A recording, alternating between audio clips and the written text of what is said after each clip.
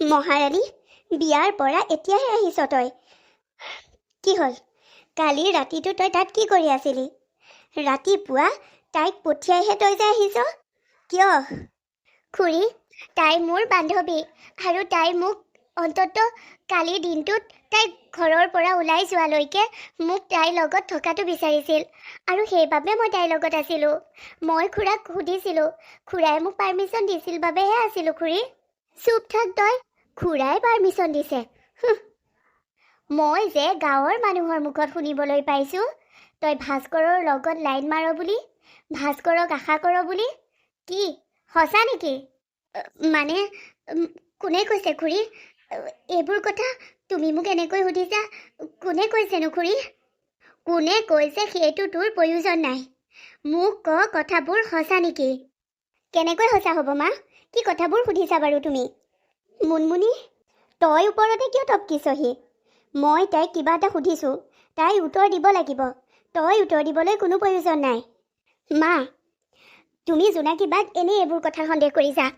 গাঁৱৰ মানুহে যি টি কৈ দিলে বুলি তুমি জোনাকী বাক সন্দেহ কৰিবা নেকি? সেইটো কেনেকৈ হ'ব? তই চুপ থাক। তই নাজান নহয়, মই শুনিবলৈ পাইছোঁ আৰু যিগৰাকী মানুহে মোক কৈছে তেওঁ মিছা কথা নাই কোৱা। মিছায়ে কৈছে। তুমি এনেই জোনাকী বাক সন্দেহ কৰিছা। আই, আজিচোন তই জোনাকীৰ ইমান চাইট লৈছ। কি হ'ল? কিবা যাদু মন্ত্ৰ কৰি জোনাকীয়ে তোৰ মাথাটো ৱাছ কৰিলে নেকি? কথা তেনেকুৱা নহয় মা। মই সত্যটো সদায় সত্য বুলিয়ে কৈ আহিছোঁ। হয় নেকি? কিমান মিছা কথা কৈ মোৰ হাতেৰে মাৰ খালি সৰুতে পাহৰি গলি। এতিয়া ডাঙৰ হোৱাৰ পিছতো যে কিমান মিছা কথা কৱ তই, মই নাজানো বুলি ভাবিছ? খুৰী, তাই আচলতে মোক কি তোক জোনাকী বা, তই এনেই তোৰ গাত দুখ নাথাকিলেও দুখ পাতি নলবি। চা জোনাকী, মোক এই কৈছে মই এই কথাবোৰ বিশ্বাস কৰা নাই। তই মোক নিজৰ মুখৰে ক যে এই কথাবোৰ সঁচা নে মিছা। মা, খুৰী, নাজানো আপোনাক এই কথাবোৰ কোনে কৈছে, কিন্তু এই কথাবোৰ সম্পূৰ্ণ মিছা মা। তোৰ লগত পিছতহে কথা পাতিম আৰু এইবিলাকৰ বিষয়ে মই পিছত কথা পাতিম। এতিয়া তই ওপৰতে পৰিছহি। ঐ ছোৱালী, জোনাকী, বাথৰুমত বহুতখিনি কাপোৰ আছে। কালি বিয়ালৈ যোৱাকে আদি কৰি বহুত লেতেৰা কাপোৰ আছে।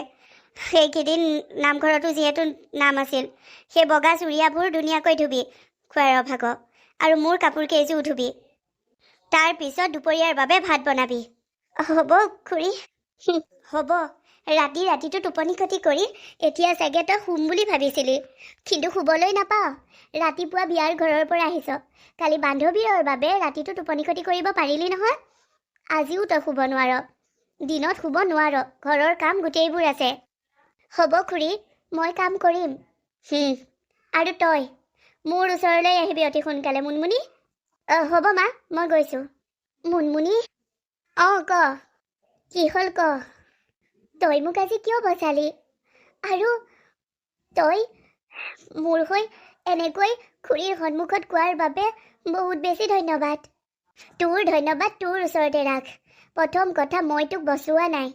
মই জানো যে ভাস্কৰ দায়ে তোৰ নিচিনা ছোৱালী এজনীক কেতিয়াও ভাল নাপায়। যিটো সঁচা সেইটোহে কৈছোঁ। ভাস্কৰ দাৰ নিচিনা ইমান ভাল সৎ চৰিত্ৰৰ হেণ্ডচম এজন ল'ৰাই তোৰ নিচিনা মাক বাপেক নথকা এজনী অনাথ ছোৱালীক কেতিয়াও বিয়া নাপাতে। আৰু তোৰ নিচিনা এজনী ছোৱালীক সি কেতিয়াও ভাল নাপায়, তাৰ যোগ্যই নহয় তই। মুনমুনি, মোৰ তোক এটা কথা ক'বলৈ আছে। তই যিদৰে ভাবিছ সেয়া আচলতে সত্য হয়, সেয়াই সত্য। তই মোক আকৌ নতুনকৈ ক'ব নালাগে, মই জানো সেয়াই সত্য। ভাস্কৰ দাৰ নিচিনা ইমান টেলেণ্টেড হেণ্ডচম এজন ল'ৰাই তোৰ নিচিনা অলগদ্ধ এজনীক কেতিয়াও ভাল নাপায়। তইনো কিমানলৈকে পঢ়িলি? তই পঢ়া শুনাই নকৰিলি, যেনে তেনে মেট্ৰিকটো পাছ কৰিলি। তোৰ নিচিনা পঢ়া শুনা নকৰা অশিক্ষিত এজনী ভাস্কৰ দাৰ নিচিনা এজন শিক্ষিত ল'ৰাৰ যোগ্যই নহয়। গতিকে এই কথাটো মই নালাগে আন 10জনী ছোৱালীয়েও মাক ক'ব পাৰিব। আৰু মায়ে যে কি কথাবোৰ ভাবে, গাঁৱৰ কোনোবাই কৈ দিলে বুলিয়ে মায়ে এইবোৰকে সঁচা বুলি ভাবিছে। মই জানো যে এয়া একেবাৰে সঁচা নহয়। ভাস্কৰ দায়ে তোৰ নিচিনা এজনী ছোৱালীক ভাল পাব সেয়া হ'বই নোৱাৰে। কিন্তু মুনমুনি, মোৰ তোক এটা কথা ক'বলৈ আছে। তই মোৰ কথাটো প্লিজ এবাৰ শুনি লচোন। তোৰ একো কথা শুনাৰ এতিয়া মোৰ ইচ্ছা নাই। মই যি কৈছোঁ এইবোৰেই সত্য। আহিছোঁ মই। অহ' এই মুনমুনিজনীক মই কেনেকৈ বুজাওঁ যে ভাস্কৰে সঁচাকৈ মোক ভাল পায় আৰু মই ভাস্কৰক। তাইক আজি মই কথাবোৰ ক'ম বুলি ভাবোঁতেই তাই আকৌ এইবোৰ কথাহে কৈছে। জানো মই ভাস্কৰৰ যোগ্য নহয়, সি বহুত শিক্ষিত ল'ৰা, কিন্তু কিন্তু মোক সি সঁচাই ভাল পায় আৰু মই তাক। আৰু খুৰীক বাৰু কথাবোৰ কোনে ক'লে? খুৰীক এই কথাবোৰ সঁচা বুলি ক'বলৈ মোৰ আজি এটা ভাল চান্স আছিল, কিন্তু মুনমুনিয়ে কথাবোৰ ওলোটাকৈহে ভাবিলে। বাৰু একো নাই, আকৌ যদি খুৰীয়ে সোধে কৈ দিম মই খুৰীক।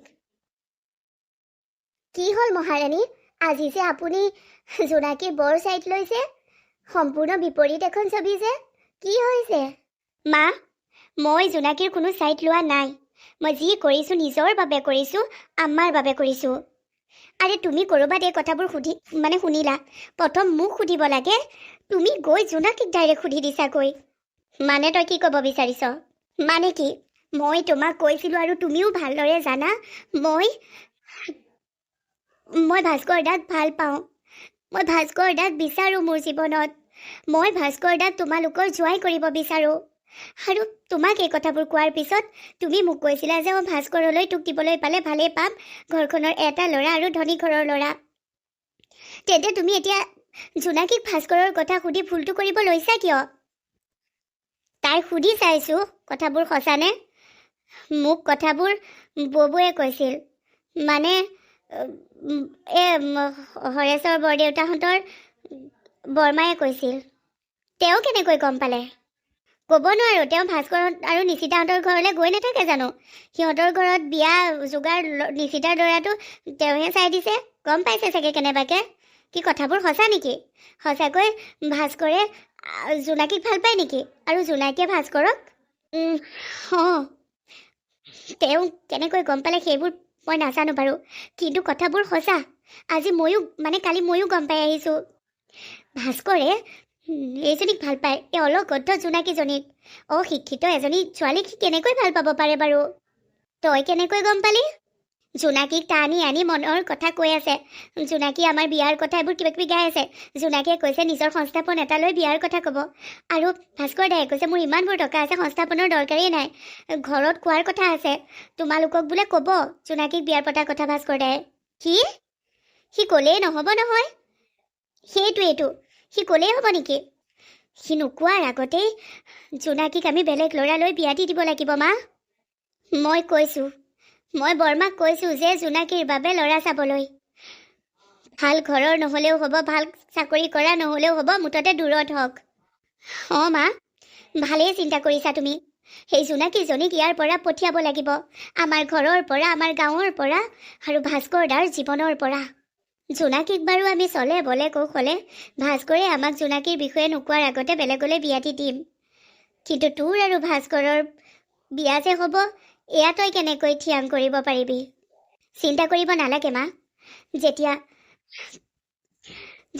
জোনাকীক খেদিবলৈ আমি পাৰিম, তেতিয়া ভাস্কৰ দাকো নিজৰ কৰি লোৱাত মোৰ কোনো টেনশ্যন নাই। ঠিক আছে তেন্তে, মই বৰমাক আজিও লগ কৰিম আৰু ল'ৰা এটা চোৱাৰ কথা ক'ম।